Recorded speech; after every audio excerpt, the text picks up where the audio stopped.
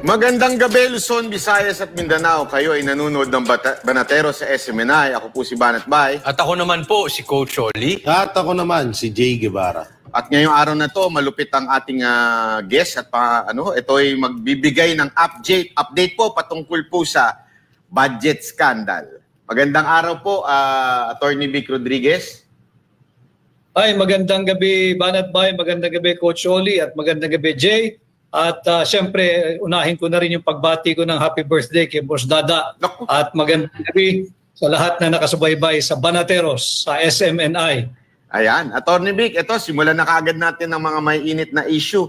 Patungkol ho dito sa isinampan ninyo sa Supreme Court, pwede ho ba natin maipaliwanag ito sa mga kababayan natin, lalong-lalo na po sa mga masa? Bakit ho kayo nagpunta ng Supreme Court at ano po ba ang problema sa ating budget? Maraming salamat at alam ho ninyo, dami kong nakakausap ng mga ordinaryong Pilipino at nakakatuwa dahil naiangat natin yung level ng diskurso at ito na nga pinag-uusapan natin ng budget. Minabuti at minarapat namin ni Congressman Sid Ungab na dalhin sa Korte Suprema, dumulog kami roon upang questionin ang legalidad, ang constitutionality ng 2025 budget.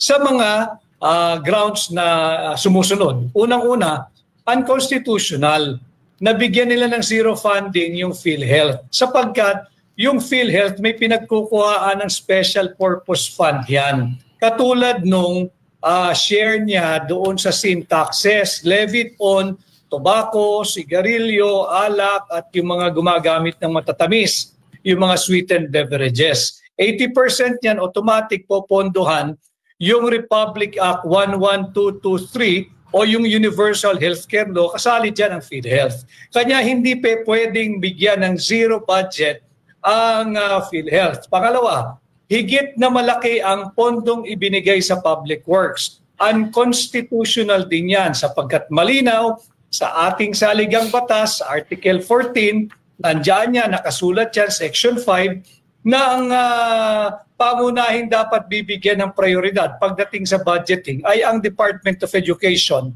hindi ang Public Works. At pangatlo, ito yung magdadalawang linggo ng pinag-uusapan, unconstitutional yung enrolled bill sapagkat puno ito ng blanco.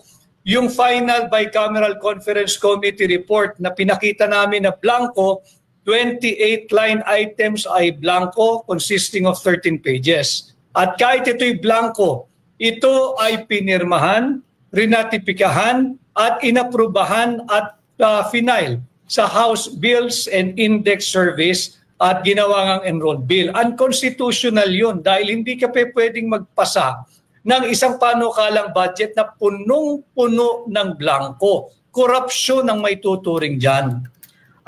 Una sa lahat, yung itanong ko po muna doon sa, di ba, may tatlo kayong basihan, yung PhilHealth, edukasyon, at saka yung blanco. Doon po sa PhilHealth, ang kanilang dahilan ho dyan ay meron naman pong may pondo pa naman na maaring paghukutan daw. Hindi ho ba ito sapat? Hindi sapat yun sapagkat ito'y paglabag na malinaw sa ating saligang batas. So ulitin ko, yung provision ng ating Constitution, I think Article 6, Section 29 yan na yung mga money collected on taxes levied for special purpose shall be treated as a special fund and shall be used only for that special purpose for which the collection was made. Yan nga po yung 80% nung doon sa tinatawag na taxes levied on sin products, yung tabako, sigarilyo, alak, at yung mga matatamis na inumin. Malinaw yan at yung linabag ng kasalukuyang budget.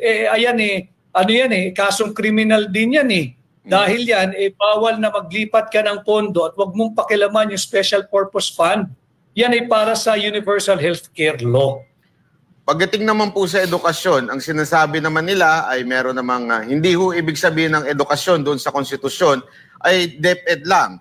Kasama daw dito yung iba pang mga masasabi nating ibang bagay tulad sa PMA at PNPA, kung ano-ano pa. Ano ang paliwanag dito? Sapagkat ibang klase yung sa PNPA, iba yung sa PMA. Yan ay sa ilalim ng budgeting ng DILG at ng DND, ng Department of National Defense. Hindi mo pwedeng ihalin tulad ang struktura ng PMA at PNPA at yung mga iba pang katulad nitong education sector. Sapagkat ang mga propesor sa PNP ay sumasahod sa PNP. Mga pulis yun eh. Yung mga propesor sa PMA ay sumasahod sa DND. Mga militar yun eh. Navy or Air Force o kung anumang branch of service ng PMA. At ito'y ginawa lamang para maging bloated yung budget ng Department of Education at mapagtakpan yung trilyong pisong inilagak nila sa DPWH or Public Works at upang ikubli nga na higit na mababa yung funding o yung budget na ibinigay nila sa Department of Education. Pagdating naman po dito sa talagang pinaka-controversial, yung blanco na sinasabi, ang sinasabi naman daw, yung BICAM report lang ang blanco. So walang problema doon at ang sinasabi naman nila, ang pinirmahan mismo ng Pangulo ay may laman na, may nakasulat na. So ibig sabihin, hindi po daw yan unconstitutional. Ano po ang paliwanag niyo dito? Nagpapasalamat kami, inamin nila na walang blanco, yung pinirmahan ng Pangulo, yung GAA. Sapagkat ito now gives rise to the bigger question. Sino yung makating kamay na nagpuno ng mga patlang o blanco doon sa Bicameral Conference Committee report? Yung Bicameral Conference Committee report ay hindi isang inosenteng dokumento. Ito ang pundasyon, ito ang basihan ng ating enrolled bill, yung General Appropriations Bill, yung GAB. Pag yan ay isinumite sa tanggapan ng Pangulo at yan ay napirmahan, magiging GAA yung GAB, magiging General Appropriations Act. At yung GAA natin ngayong 2025 is a clear fruit of a very poisonous legislative process. Inabandona ng ating mga mambabatas, lalo na yung miyembro ng BICAM, yung kanilang sagradong mandato na bantayan, ultimo sentimo ng pera nating mga Pilipino. Somebody made a running computation and around 241 billion pesos ang halaga ng iniwang blanco. 241 billion pesos. Hindi birong pera ito. And again, balat by Coach Oli at Jay, daig pa ng mga barangay nang nagpapasa ng konseho sa barangay ang taunang budget nila. Yung konseho ng barangay marunong magpasa ng budget eh. Tanungin nyo sila, mag-interview, 40,000 mahigit ang ating konseho ng barangay. Mag-interview kayo, tanong ninyo kung tama yung budget process sa dinaanan ng ating 2025 budget. Ganon din, yung ating magagaling na mga municipal councilors, city councilors at provincial board members, they know how to pass a proper budget. And they know, and they will attest to this, hindi ka pwedeng magpasa ng budget na merong blanco kahit isang sentimo. That is illegal, that is criminal, that is unconstitutional. Pagdating naman po doon sa sinabi niyong ito'y isang criminal act, do you mean after this pagsampa ninyo sa Supreme Court, kakasuhan din ninyo po yung mga pumirma, yung mga pumirma na blanco po? Sapagkat mayroong kinakailangang managot, Banat Bay. Ito ay crime against public interest, Article 170 of our revised penal code. Anong kaso yan? Falsification of legislative document. And it will also involve usurpation of authority sapagkat hinahanap natin sino ba yung makating kamay na naglagay ng mga halaga doon sa daang bilyong pisong patlang o blanco na sadyang iniwan ng mga senador at kongresista na pumirma, nagratifika, nag-aproba at nag-file doon sa House of Representatives Bills and Index Section. Yan ay criminal offense. Bukod pa riyan, ito ay usurpation of legislative powers. Ay isang krimen na committed by public officers. Lahat ito ay mga pangunahing krimen na ating naiisip pa lamang. But for now, we have to file our petition before the Supreme Court sapagkat ito nga ay hindi basta-bastang usapin. Ang pinag-uusapan natin dito ay yung constitutionality of no less than our annual budget, itong 2025 budget. Hingan ko lang po kayo ng reaksyon patungkol po doon sa sinabi ng ating Pangulo na sinabi niya na yung ginawa ninyo, baka ang ending niyan, mag-shutdown daw ang gobyerno at tumigil ang lahat. Ano po ang inyong masasabi dito? Yan ay malaking kabulaanan. hindi magsha-shutdown ng gobyerno. May mekanismo dyan, yung tinatawag nating reenacted budget. At yung sinasabing so that we can continue destabilizing the government, that is wrong. That is totally misplaced and out of place yung kanyang sinabi. Sapagkat ang issue dito ay corruption. Corruption sa kanyang administrasyon, hindi ang destabilisasyon. Because if we are destabilizing the government, Banat Bay, bakit kami tatakbo sa Korte Suprema? Hindi ba yan ay pagkilala sa rule of law? Hindi ba yan pagkilala sa supremacy of the Constitution? Coach Oli. Attorney Vic, so susundan ko na yung tanong ni Banat Bay patungkol dito kay BBM kasi alam naman natin na separate branches ang legislative tsaka executive. Pero para sa akin na hindi naman ako abogado, kailangan bang umimik na ang presidente rito at may gawin? Kasi it's a given fact, may blanco. So wala siyang pwedeng gawin?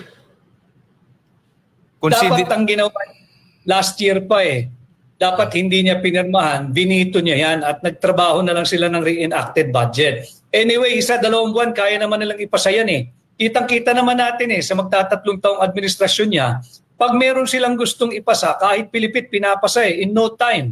So ito, talagang hindi mo pwedeng pakialaman na itong budget na ito dahil tangi ang lahat ng appropriation revenue ay magsisimula katangi-tangi sa House of Representatives. Not even in the Senate, Coach Oli. Malinaw sa ating saligang batas yan, Article 6, Section 24, na dapat ang lahat ng batas patungkol sa appropriation ay nagmumula sa House of Representatives exclusively. So wala tayong magawa dyan, dapat hindi na niya lang pinirmahan yan.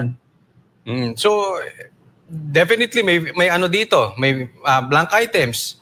Ngayon, nagtuturuan na. Hindi ba parang ang nilalabas dito ay ginagawang fall guy etong mga staff? Yun ang nakakaawa, Coach Oli.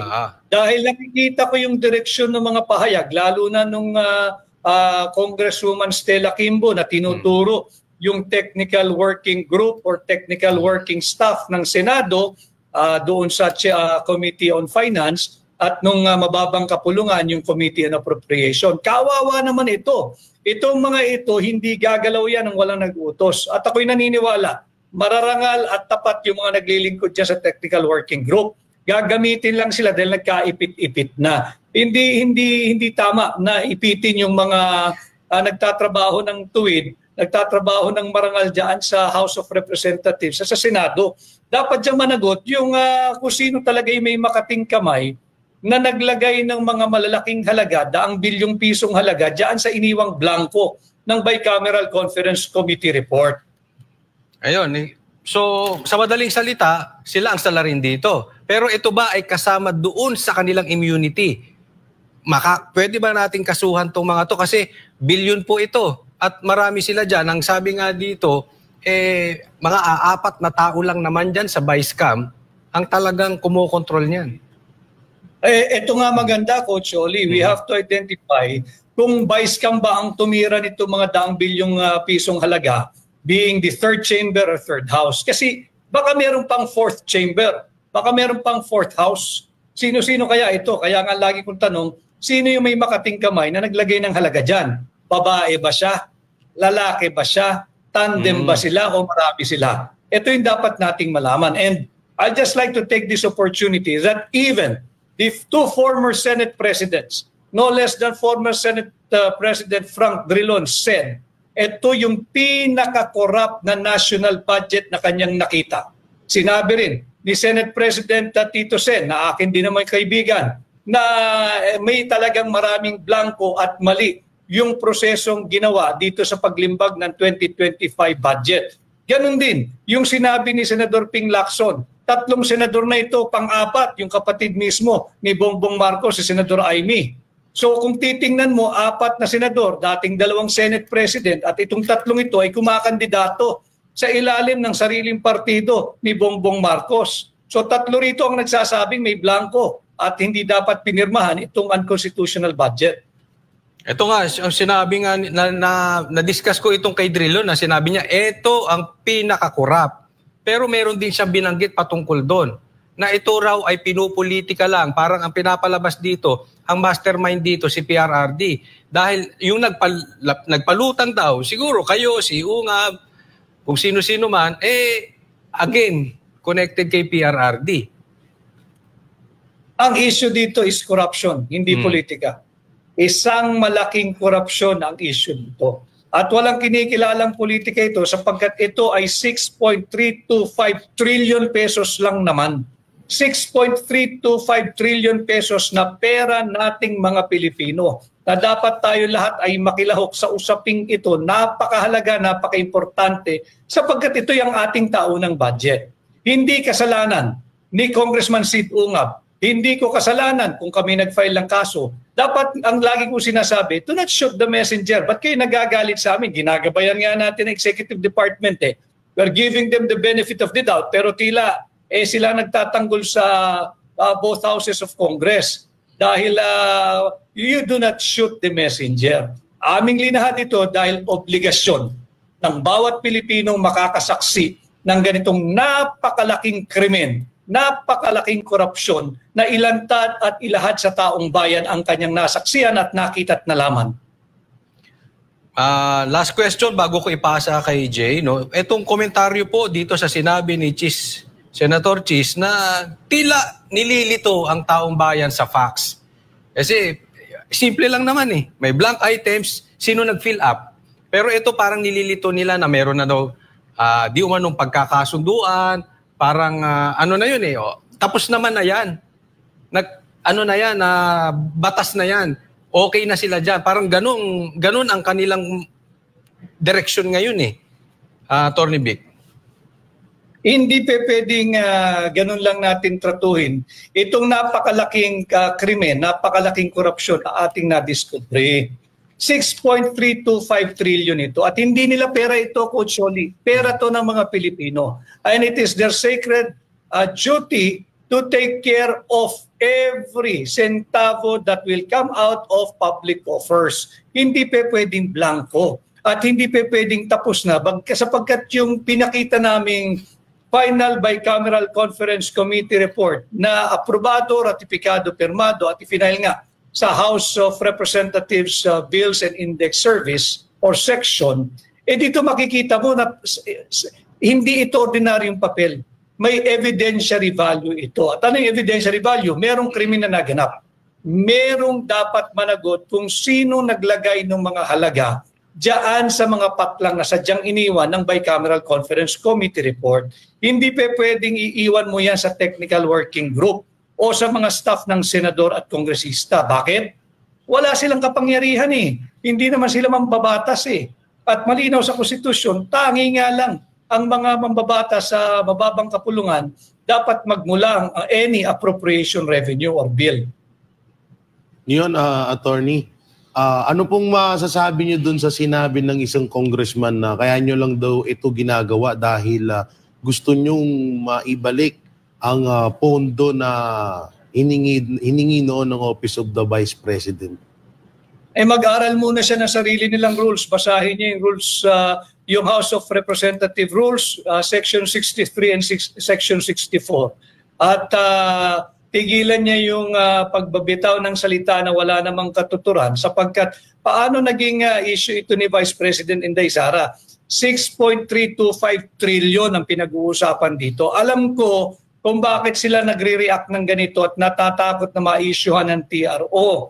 Kasi pag nag-TRO at na-declare eventually, hopefully, na ito ay unconstitutional, magre-reenacted budget tayo. Sa reenacted budget, yung budget ng 2024, hindi nila mapapakinangbangan yung bilyong-bilyong pisong inilagak nila sa AKAP. Hindi nila mapapakinabangan yung bilyong-bilyong pisong inilagay nila sa AIX. At diyan sa tinatawag na unprogrammed appropriation o yung kanilang mga pet project na itinatagot kilala higit sa tinatawag na pork barrel. Diyan sila natatakot. Attorney, may mga nagtatanong din po ng mga kababayan natin, paano naman po daw si ano daw ang magiging pananagutan ni dating si Saldico dahil diba kakaalis niya lang at napalitan siya ni Kimbo, tapos biglang lumabas po itong na-discover po itong issue about BICAM. Ano pong magiging parusa or maipapataw na ano sa kanya rito? Lahat ng nakapirma doon sa Vice-Cam report, yung final Vice-Cam report na naging enrolled bill, atin yung papanagutin. We are in the process of building the case at alamin kung sino yung dapat isama diyan sa mga ikakaso pa ng grupo ng abogadong nag-aaral kung ano yung nararapat na criminal case o ano yung criminal violation committed in the passing of this full of blanks na final bicameral conference committee report. Attorney Vic, ito banatang tanungan ha. Una, ginagamit daw niyo itong issue na ito dahil kayo kumakandidato bilang senador. Hindi, ang issue rito hindi yung pagtakbo ko, hindi yung politika. Ang issue rito ay korupsyon. Korupsyon, korupsyon at korupsyon. Kasalanan ba naming nahuli namin kayo? Kung hindi namin kayo nahuli, di masaya kayo at nagdiriwang. Ngayong nahuli kayo kung ano-anong pagsisinungaling ang inyong ginagawa. Kaya nga ang sinasabi ko, mabuti pa yung mga konseho ng barangay. Mabuti pa yung konseho ng munisipyo, ng syudad at ng probinsya. They know how to pass a lawful budget. And dagdag ko lang din, Banat Bay, yung ating mga kaibigan sa halimbawa, yung Tricycle Operators Driver Association, meron ding maliit na pondo yung mga yan. Tanungin mo sila, kung papayag silang gumastos yung opisyal nila ng blanco, mag-aaway-aaway yan. Ganon din, yung samahan ng mga Jeepney Operators and Drivers Association, higit na maliit yung kanilang pondong pinapangasiwaan, pero hindi sila papayag na ang budgeting ay zero. Ganon din yung mga nagtatrabaho sa korporasyon. Tanungin ninyo kung papayag yung board of directors na magpapasa kada departamento ng isang corporation na blanco yung kanilang panukalang budget at bahala na kung paano namin at magkakano ang aming gagastusin. Ito ay malinaw na pagsisinungaling na ito raw ay proper at prudent budget programming at pagpasa ng ating taunang budget. Kasinungalingan yan. Ano po masasabi nyo doon sa isang congresswoman na si AKA Kim Chiu? Sabi, kasi nga daw yung kanyang sagot, hindi naman importante yung blanco, importante pinirmahan yung walang blanco. Anong masasabi nyo doon? Dapat doon magalit si Bongbong Marcos dahil isinubo siya ng mga ganong klaseng pag-uugali na talagang walang respeto sa saligang batas, di bali ng blanco, importante pinirmahan na hindi blanco. Ang tanong, sino nga naglagay ng mga halaga doon sa blanco? Dahil yun ay kriminal. Bawal yun. That is a criminal violation. Yun ang atin dapat din alamin. Diretsong tanong, si Romualdez po ba yan? Hindi rin natin nalalaman. Kaya nga tanong ko, lalaki ba siya? At tinatanong ko, babae ba siya? Grupo ba sila? Marami ba sila? At ito ba ay bukod pa sa third chamber or third house? Meron pang fourth chamber or fourth house na hindi natin nalalaman sapagkat wala nga transparency. And that's why we're demanding for transparency and eventually we will demand for accountability. Coach Oli? Ako, Attorney Vic, alam ko kung lalaki o babae, hindi ata tao, parang buhaya eh. Hindi kaya puting ahas yan? Maraming nagsasabi kasi na isang babae at isang lalaki daw na hindi naman miyembro ng lehislatura. So bine-verify ka natin yan at nagtandem daw itong dalawang ito at nakialam. But pagka ganito kasi kalaking kontrobersiya, hindi naman nila mako-contain yung mga balitang yan. May lalabas at lalabas dyan, lalo na yung mga iipitin nilang membro ng technical working group o yung technical working staff. Kawawa itong mga ito. May mga pamilya rin ito, kawawa ito at kung iipitin nila at ilalaglag nila eventually. Hindi kaya si Hello Kitty yan o si Kuting, baka... Anyway, matanong ko, ang sinasabi dito ay unconstitutional daw itong Vice-Cam. Totoo ba ito? Kasi dapat dinidesisyonan ito ng buong Senado at House.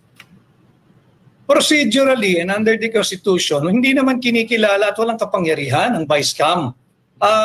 Yung Bicameral Conference Committee, ang tanging layunin lang yan, mag-reconcile ng mga conflicting figures o yung mga hindi nagbabanggang line items dyan sa appropriation bill. Pero walang kapangyarihan itong hijackin yung proposal ng Executive Department, yung proposal ng tanggapan ng Pangulo pagdating sa budget, yung tinatawag nating linalaman ng National Expenditure Program. Ang nangyari dito, binalangkas ng mababang kapulungan, binalangkas ng Senado, pagdaan doon sa Vice-Cam, pinalitan, nagkaroon ng recasted budget, binago nila. Ibang-iba doon sa itsura ng National Expenditure Program. Hindi nila maaaring gawin yun. Ang trabaho lang yan mag-reconcile. At na nakikialam at ilang taon na nilang ginagawa yan, ito ng panahon siguro na dapat magdesisyon na rin ang Korte Suprema dito sa kapangyarihan ng Vice-Cam.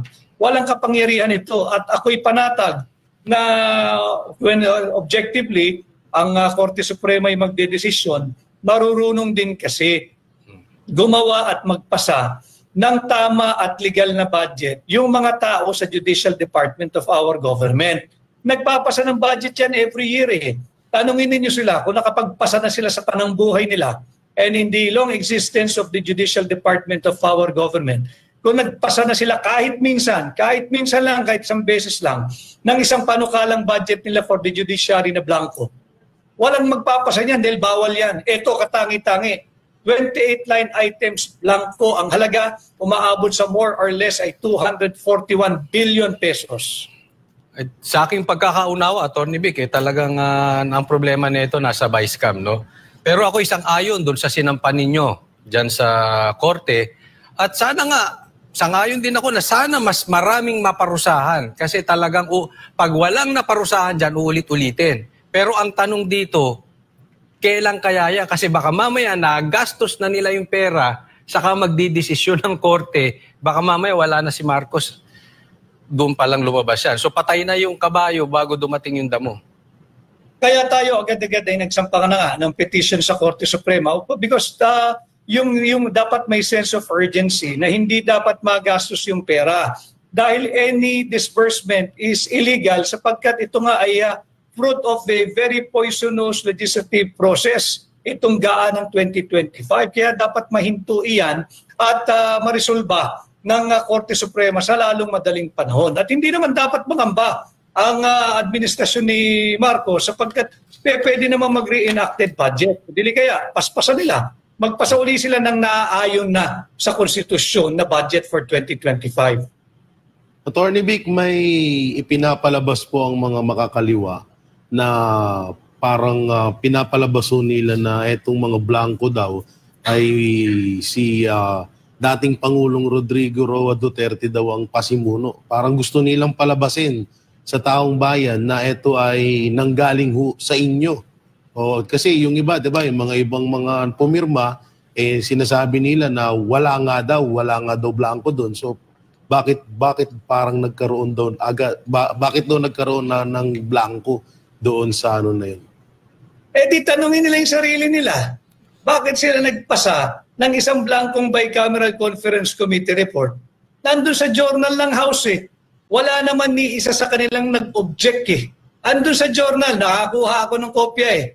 Yung Makabayan Black, walang nag-object dyan. Sinungaling din yung mga yan. Kaya lang ako sasalita ng ganito dahil tinutuwid natin yung mga pagsisinungaling ng mga tao na sinisweldohan nating mga Pilipino at dapat ay nagtatrabaho bilang mambabatas. Tingnan ninyo, doon sa journal ng House of Representatives, walang nag-object sa mga yan. Pumayag yan dyan sa ratified, approved, and signed final bicameral conference committee report and yun na nga, naging enrolled bill, naging GAB at ngayon problema na, naging GAA. Sasali po ba kayo sa January 31 na rally tungkol po dyan sa pagtutol sa budget? Sino bang nagrarally? Yung nagrarally, ang sinisigaw, impeach Sara pa rin eh. Meron naman daw, sabi nila, meron din daw silang issue sa budget. Sabi kasi ni Trillanes, nahaluan daw ng mga Duterte supporter yung sumisigaw na yon. Anong masasabi nyo doon? Ako, ang atupagin natin, itong illegal, immoral, unconstitutional na 2025 budget. Imbis na sinisigaw impeach Sara, dapat ang ating tugisin, sino ang dapat managot dito sa biggest money heist, 6.325 trillion pesos. Napakalaking halaga ito. Kaya lang tayo nagpapalinaw ng ganito dahil ibinabalik ko lang sa sentro ng usapin ang mga importanteng usaping panlipunan na dapat nating pinagkakaabalahan. Hindi yung impeach Sara. Dapat sinisigaw nila, impeach Marcos. O kaya panagutin kung sino yung mga miyembro ng Bicameral Conference Committee na makati ang kamay na nilagyan ng halaga, daang bilyong pisong halaga, yung mga blankong sadya nilang iniwan. Nababasa ko sa inyo, Atty. Vic, isa sa mga talagang advocacy ninyo yung zero corruption tulad ni Pastor Kibuloy.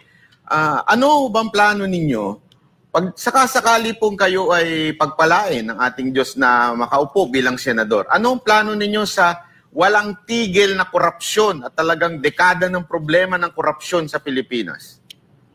Unang-una, Banatbay, ako magiging tunay at maisog na oposisyon sa Senado.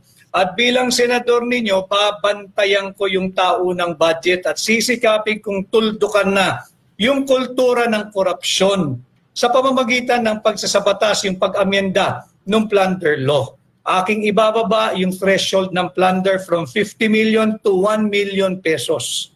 At pag nagawa ko yan, aking isa sa batas ang pagbabalik ng death penalty bilang parusa sa lahat ng magnanakaw sa pera nating mga Pilipino. Yan ang aking gagawin bilang senador ninyo. Atty. Vic, maganda yung sinasabi mo, pero meron din nagbigay na firing squad. I-firing squad daw yung mga magnanakaw na korap. Ano masasabi mo dyan? Kung pwede lang, subalit hindi kinikilala kasi yan ang ating saligang batas. Bawal yung inhuman or unjust punishment kagaya ng firing squad. Maganda sana yan. Kaya lang meron tayong dapat kinikilalang saligang batas at ayaw nga ng saligang batas yan. So babalik tayo doon sa death by lethal injection at ito namang death penalty ay nagaganap pa rin sa higit na mayayaman nating kapitbahay. Ito ay still in force and in effect sa Singapore, nandyan din sa Vietnam. So may mga, sa Amerika, binalik na rin yata ni Pangulong Donald Trump yung kaparusahang bitay. So makikita natin na hindi lamang dapat dito sa Pilipinas, pero lalo na sa atin, dahil higit na nagiging talamak ang korupsyon. Retroactive po ba yung bitay na yan? Bawal din kasi, Banatbay, prospective ang application eh. Gusto ko rin na retroactive, kaya lang bawal. At hindi ito sang-ayon sa ating saligang batas. Okay. Bilang mga ordinaryong Pilipino, ano po ba ang maaari namin gawin? Huling mensahe niyo po sa ating mga kababayan. Unang-una, nagpapasalamat ako na kayong miyembro ng tinatawag nating new media at yung mga napapabilang sa tinatawag din natin kinikilalang Fourth Estate ay pinag-uusapan itong napakahalagang usaping panlipunan. Huwag nating tigilan upang higit pang maraming Pilipinong makaalam kung paano linulustay ng kasalukuyang administrasyon ang pera nating mga Pilipino. Hindi tayo nagdi-destabilize ng gobyerno sapagkat ang usapin dito ay hindi destabilization kung hindi korupsyon. Palala ng palala ng palala na korupsyon. Yan ang usapin dito. At nahuli natin sila na nagpapasa ng isang tama naman si Pangulong Duterte is akin to or like a blank check. Blanco yung Bicameral Conference Committee report. Bahala na yung maglalagay ng amount kung magkano gusto niyang ilagay. Kaya atin itong patuloy na pag-usapan at ako naman bilang tunay at maisog na oposisyon ay umiikot ng ating bansa, pinag-uusapan ng budget bilang formal at opisyal na aplikanteng pagkasenador. Sana ay matulungan ninyo ako na maipakampanya sa lahat ng Pilipino sa lahat ng panig ng mundo kung sakasakaling sa tingin ninyo ay karapat-dapat ako katulad ni Pastor Apollo Kibuloy na mapahiram ng inyong mandato. Maraming salamat, Atty. Vic Rodriguez. Asahan niyo po ang Banateros ay kasama niyo sa laban sa korupsyon. Mabuhay po kayo, Senator. Thank you. Maraming salamat, Banatbay. Ako po si Atty. Vic Rodriguez, Pilipino, abogado, maisog. Yun. Maraming salamat. Grabe ho ang mga binitawan at talagang ipinaliwanag po ng ating guest kung ano ho talaga ang issue dun sa budget. Kasi kanina, alam nyo, mga partners, nagkukumahog yung mga buhaya na magbigay ng kanya-kanyang justification patungkol sa budget. Kaya alam niyo, nung pinapanood ko ito, sabi ko, bakit naging ganito yung camera natin? Puro mga tanga. Pasensya na po sa lingwahe, pero yun ho talaga eh. May humirit pa doon. Hindi naman importante yan. Importante na pirmahan, may blanco. Hindi niya talaga makuha yung problema eh. Na merong BICAM report na blanco at along the way, may nagsingit. Hindi pwede yun. Ang pambihira. Nagkaroon ng Senate deliberation, sa Kamara deliberation, tapos biglang may magsisingit lang pala na numero. Hindi niya ano yun. Binabaliwala niya yun. Grabe ho talaga ang mga congressman natin. Hindi ko alam, matakaw na nga, bobo pa. Mag-break muna tayo, huwag po kayong aalis. Magbabalik po ang programang Banateros. Yan ang Banateros, walang inuurungan. Pagtama pala. Huwag kalimutang mag-like at share sa mga YouTube channel. Alam palagi kayo